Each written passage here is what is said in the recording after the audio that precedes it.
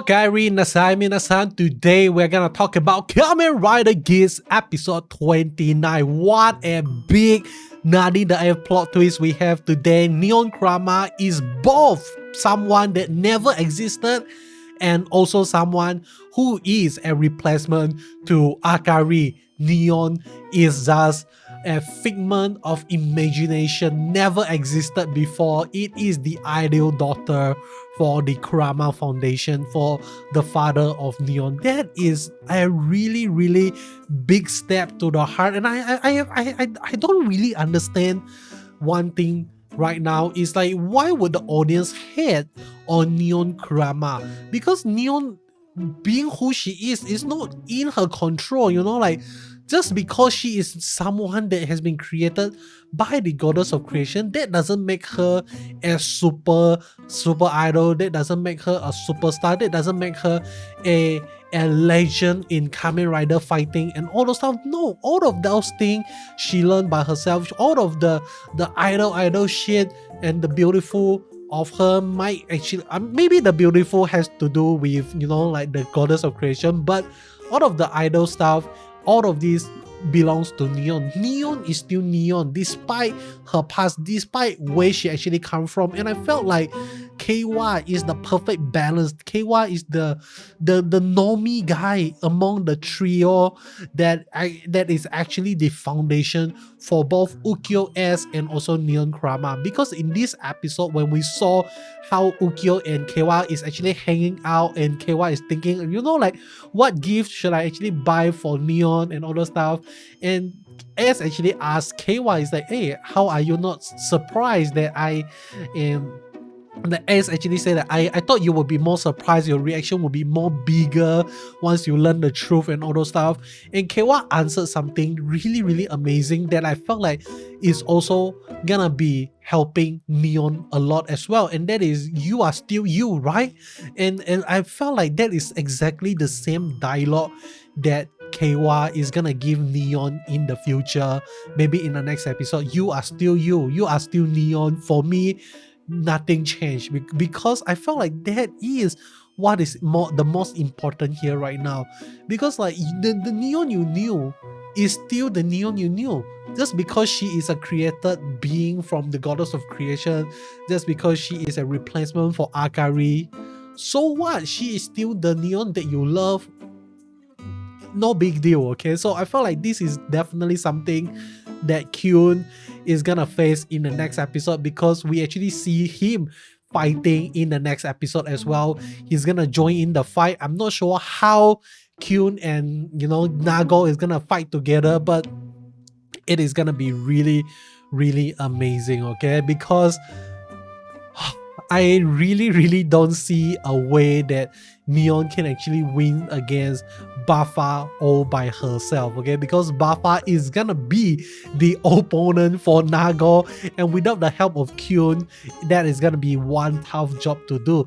And I felt like maybe there's a way for Kyun to enter the Bull Arena or something like that, or maybe that is why in the next episode we are still gonna see S henshin into the laser boost form, so that S can actually blast away the barrier, so that Kyun can actually take the time to rush into the arena and help Nago with the battle with Buffa. Really amazing stuff here. But with that being said, let me move on to the next thing that I really want to talk about, and that is the father of Neon Kurama. I felt like a lot of us, when we heard that, hey, you also, when we heard that Neon's father actually uses the wish, the goddess of creation, to wish for a daughter, all of us immediately jump to the conclusion that, hey, this guy used to be a rider itself, but we are wrong, okay?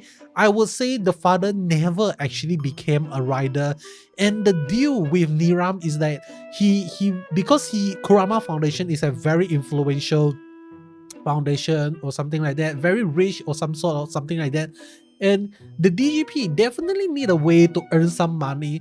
So one of the way is like granting people wish from the current day without them participating in the DGP itself. So in a sense, the other way for your wish to be fulfilled by the goddess of creation is first win in the DGP, or secondly use money or become the sponsors of the DGP itself. So obviously if the Neon's father go for the later option to become the sponsors of the DGP, that is something really interesting. I really did not see that coming.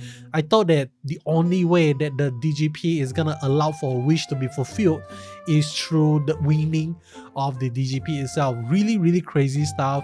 And I felt like the white flower is, when I was watching that episode, the white flower that the father buy is very obvious that it is actually leading out for something major, something big that all of us has been waiting for, the truth of Neon Krama. Oh man, this episode definitely strike a blow in all of our hearts. But then again, at the same time, like I already said, Neon is still Neon. Okay, so I can't wait for next episode. Next episode is gonna be really amazing, really lit also. So the next thing I want to talk about is the Jyamato, the new Jyamato that we actually see Archimedo dug up from the ground itself. We are not sure where does this Jyamato come from and why is it sleeping in the ground. So is this kind of like a previous Jyamato that he breeded and that is like way too OP to be released or something like that? Like why doesn't him use this Jyamato in the beginning? Like just release this and they are not gonna have any chance. Okay, like they can't defeat this Jyamato. The Jyamato is gonna be really OP. Then why wouldn't him wake up this Jyamato in the first place? Okay, so but the biggest thing I want to talk about here is not really on like why didn't he do this or why didn't he do that, but the biggest thing I want to talk about here is the look of the Jyamato itself, because all this while the Jyamato that we have been getting are Jyamato that base out of chess pieces itself, but this Jyamato, the latest Jyamato that we saw, doesn't actually resemble any chess pieces. But if you know where should I actually look from, or maybe like different angle that I should look from so that I actually know what Jyamato this is, let me know in the comment section below, because I really don't see any resemblance of any chess piece at all from this Jyamato itself. It could actually be the queen or maybe the king Jyamato, and I really don't think this is a queen Jyamato because it felt a little bit lackluster of an introduction to introduce a queen Jyamato just like that out of nowhere from the ground up, something like that is already being fossilized, something like that. So maybe this is kind of like a different breed of Jyamato, like maybe a breed of Jyamato from the previous DGP game, because maybe not every Jyamato in every single period of time is best out of the chess pieces. Maybe like in the past the Jyamato have a different outlook, maybe they are best of shogi, maybe they are best of some other board game, you know, we never know. Okay, we never know.